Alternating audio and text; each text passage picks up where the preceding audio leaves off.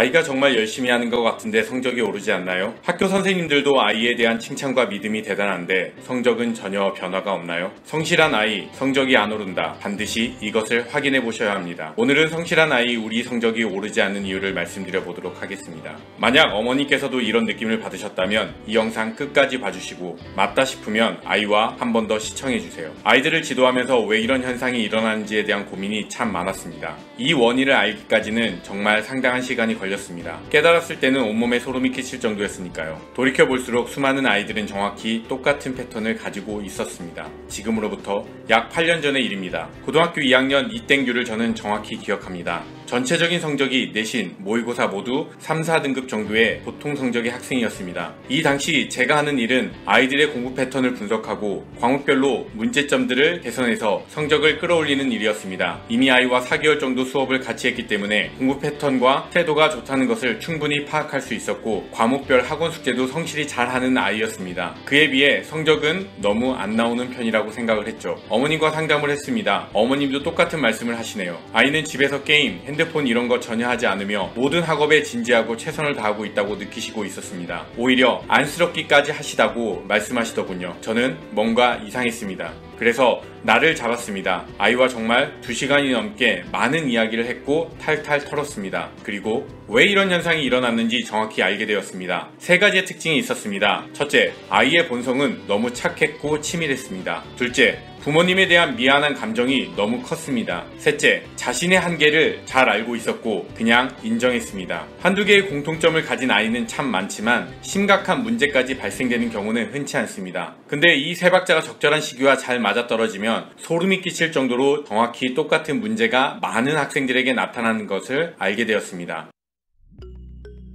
저 3가지의 특징이 어떤 상황을 만드는지 메커니즘을 한번 설명해 드려 보도록 할게요. 이런 아이들은 심성이 착하고 공감 능력이 좋습니다. 철이 일찍 들었고 여학생인 경우가 더 많습니다. 부모가 내색하지 않아도 그분들의 헌신과 힘듦에 깊이 공감할 수 있습니다. 철이 들었으니 공부를 해야 하는 이유도 보통의 아이들보다 훨씬 명확하게 알고 있습니다. 그래서 공부를 열심히 하려는 기본적인 태도가 존재합니다. 이런 아이가 중학교 때부터 나름 열심히 밤도 새워가며 또 시험 공부도 남보다 더 일찍 준비하기 시작하지만 불행히도 기대와는 다르게 만족할 수 없는 비슷한 결과물을 얻습니다. 공부에 배신을 당하고 만 거죠. 그렇게 2-3번 노력에 대한 배신을 당하다 보면 아이들도 사람인지라 지치고 힘든 건 당연하고 괜히 부모한테 미안한 감정만 쌓이게 됩니다. 오히려 공부를 안 했는데 성적이 오르는 상황에 당황해하기도 하죠. 그런 사이 고민과 갈등이 시작됩니다. 성적을 올려 부모를 기쁘게 해드리고 싶은 마음은 간절하지만 아무리 해도 잘 안 되고 점점 공부는 더 힘들어지고 그렇다고 대충 막 할 수는 없고 그러면서 자신도 모르게 공부 포지션이 바뀌게 됩니다. 좋은 성적을 보여주는 것이 목표였지만 부모를 기쁘게 해드리는 것에는 한계가 있는 것 같다.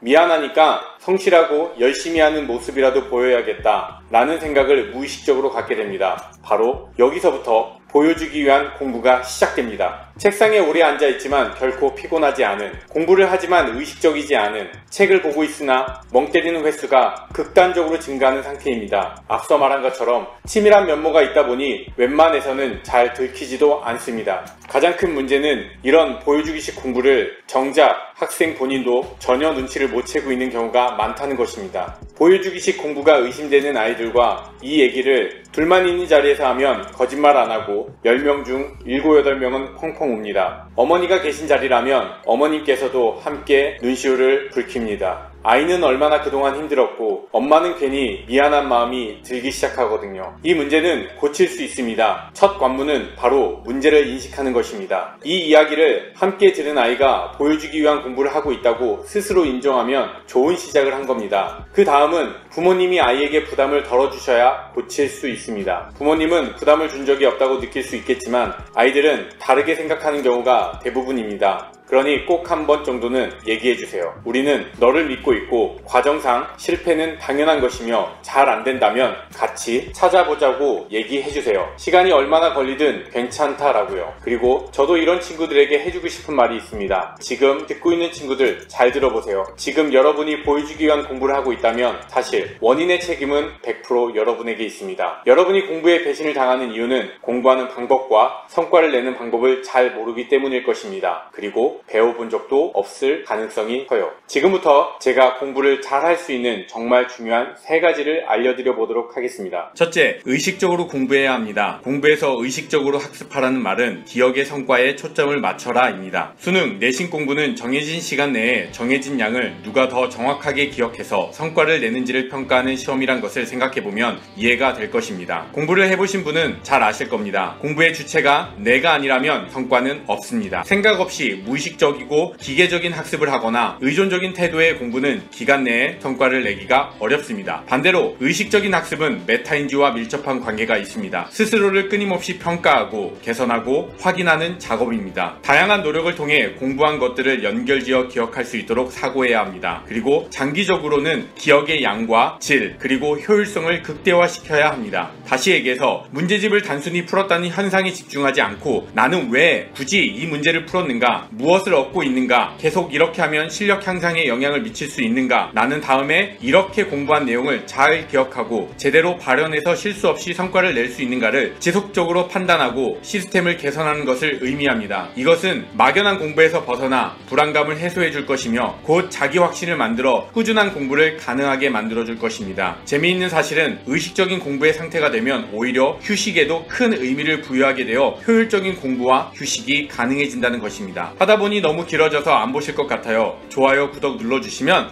빨리 다음 부분을 업로드하도록 하겠습니다.